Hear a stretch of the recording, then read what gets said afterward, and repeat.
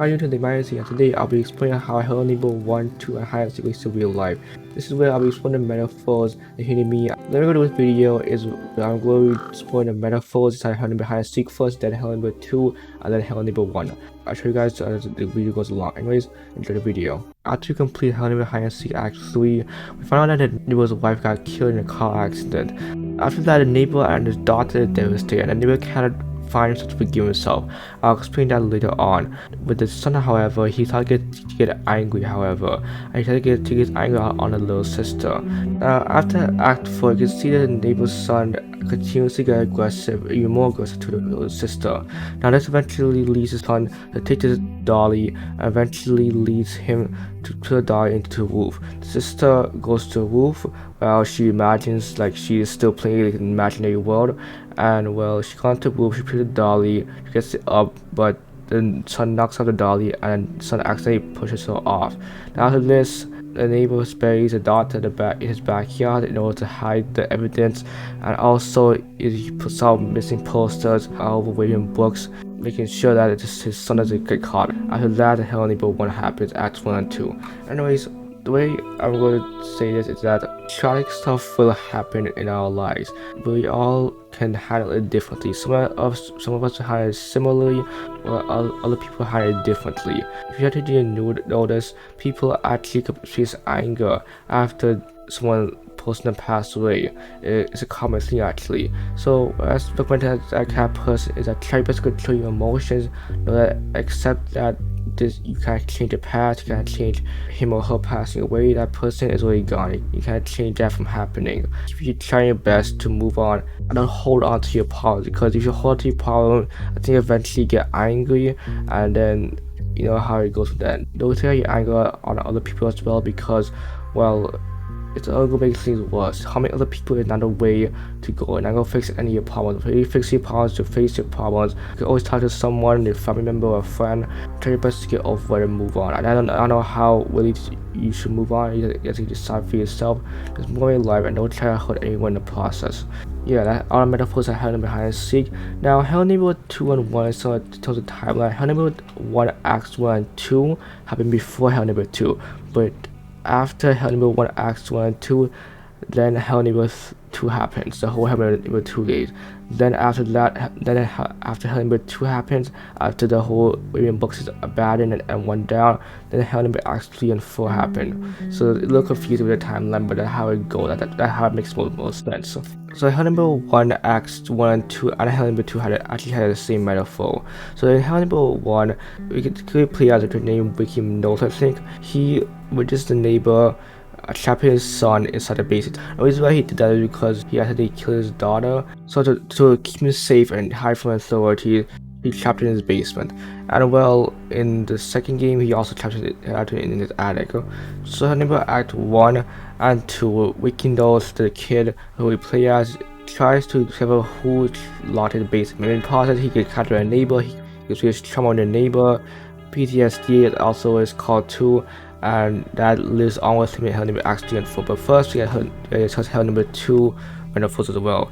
So metaphors at Hell Neighbor 1 Acts 1 and 2 is that some stuff we could do by accident. Of course, we all make mistakes. Now might not be as big a mistake as this, of course, but you know, we all make mistakes, and for future parents and current parents, whenever your child does a mistake or does do really bad, and also the little bad things as well, you need to start forgiving that person and making sure they understand what they have to live on now. Of course, we all have to face our problems and the mistakes we do in the past. We all have to face it. Some of it will live on with us the rest of our lives, so we just have to face it. But you can't hurt others in the process. If your child does a bad mistake, you can't hurt your child just like that.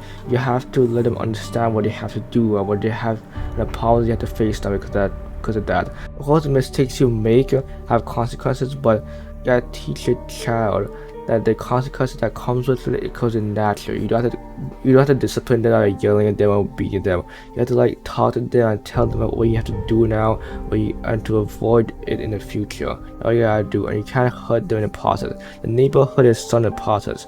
That what happened, which wasn't intentional. You were trying to protect him, but in the process, he was just hurting him. And we could do this too. We gotta be aware about what we're doing to other people, especially our own children in the future or current children we have. Make sure they understand what they have to do now, what they have to avoid in the future. Never the force actually hit the hell number 2. This actually is something metaphor kinda. Well, after this the kid, the neighbor started getting really aggressive to, I think, the protagonist of Hell number 2, the Quentin, and he started getting aggressive to the Quentin. Eventually, the bird, as you can see right now, the crow falls on him. Now, this is of course a good opportunity for the son to escape and live a better life, but does not do that and just try to help his father. Now, this is a metaphor in itself because, well, of course, if someone hurts you, like your parents, know that they love you still. Know that they're just trying to protect you and trying to be the best parent as they can. Not every parent will be the same, and you can't just compare your parents to other parents. And also, you have to help them out. If they make you angry, do not stop helping them out.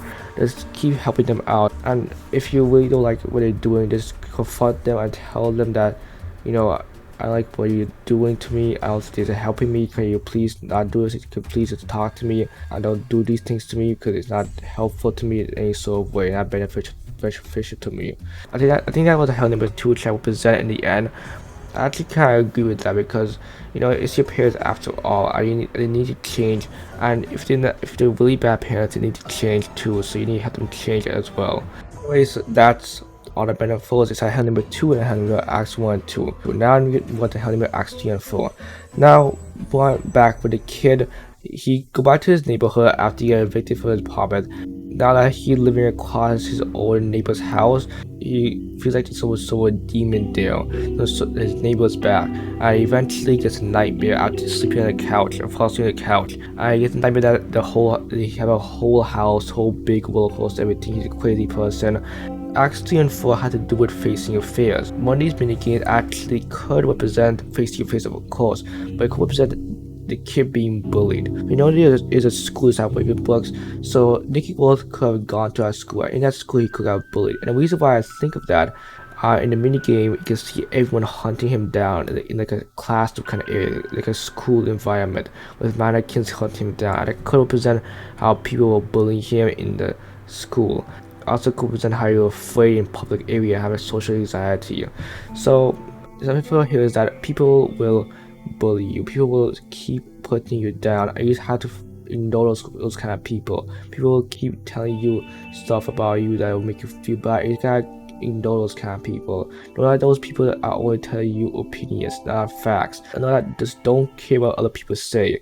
Whatever people say, that's an opinion, not a fact. Of course, I'm saying about the bad things, like, you know, making fun of you, stuff like that. That's advice, of course. And also, if they keep physically also harming you, I try your best to learn how to defend yourself from these people in order for you to live a better life and for them to stop bothering you. And for those people who bully, know that bullying will solve any problem. Most people who bully actually have problems in their lives, they have stressful situation, or they faced bullying in the past. And bullying won't solve anything. Bullying people won't solve anything. Harming others, as I said before, won't solve anything. It will only make stuff worse. Anyways, that's more than the last metaphor for this video. This last metaphor had to do with facing your fears. In life, you have to all face our fears. But Nicky, you had to face the fears with a neighbor. The neighbor was a terrified person to him, to say the least. And in Act 4, we see the neighbor being a giant foe, and after defeating the neighbor, we see this shadow person. Now this shadow person, I have no idea who this is. I thought it was the neighbor's conscience, but apparently I think it's more like a demon kind of guy, like a nightmares kind of guy who's haunting the kid's mind and bothering him with the neighbor, I think. Anyways, I think that's how the story goes. If you guys know who the shadow person is, so I remember Act 3 and 4, please leave the comments below so I don't know. Anyways, have to do with facing your fears. Now, we all have to face our fears in our lives. We all gonna be scared to do stuff, and we just have to go do it. First of all, the reason why we gotta do it is because we will feel better in the end, and also it will make make things easier for us in the future. We cannot keep procrastinating about facing our fears and doing our stuff, because, well, if we keep doing that, then it'll make the future harder for us. And we all want the future to be easier for us. We want to make it harder for us. So let's try to make it easier for us by doing the hardest things first early on in our lives. Basically, if you want to live a good future, an easier future, you have to do the hard stuff now, no matter how old you are, no matter how late it is in your life. Hope you all did enjoy this video. Now I'm going to actually not end this video right now. I'm actually going to talk about a little thing inside Hell Number 2. Now Hell Number 2 and the ending of Hell Number 2, after the son goes one back to say his father, someone hit Quentin over the head, but we don't know who. Now, of course, in Hell Number 2 we saw this mysterious cool guy. Now this cool guy could have been the guy who hit his overhead, or it could be someone else. Maybe it's a witch guy, because it looked like the witch guy's face from a distance. But also, if you remember in the Hell Number Alpha games, in Hell Number Alpha 1 I think, and 1.5, or I think even the pre-alpha, they were like these mysterious detectives that could have been those people who hit him over the head, or similar people, like those mysterious detectives. Another person you play as, well, the detective that you see in the earlier, like the pre-alpha, the alpha 1 and alpha 1.5. Also, someone also say that it could have been the Hell neighbor, the neighbor's bad, cautious, the bad side of him. That physically would make sense, so I'm pretty sure that's not possible. That could be possible, I don't know. But there's also another thing, is that Hell Number 2, there's some sort of ancient curse going on. I feel like, some sort of cult is going on inside Hell Number 2, and I think they feel like about that it could be some sort of ancient curse at the museum. It could also be some sort of curse at the witch guy's house. Witch guy's house, you see him doing some weird stuff, and doing a cult and everything. So that could be end up being a curse inside there, and maybe it has something to do with a neighbor. I have no idea. Maybe it has something to do with Acts 3 and 4 Hell Number 1. That's why it was leaving. I have no idea. Anyways, that's a mystery you gotta leave for the next Hell Number game. Anyways, make sure to leave a like and subscribe to help the channel grow. And I thank you all for watching. I'll see all of you in the next video. Have a good day and bye.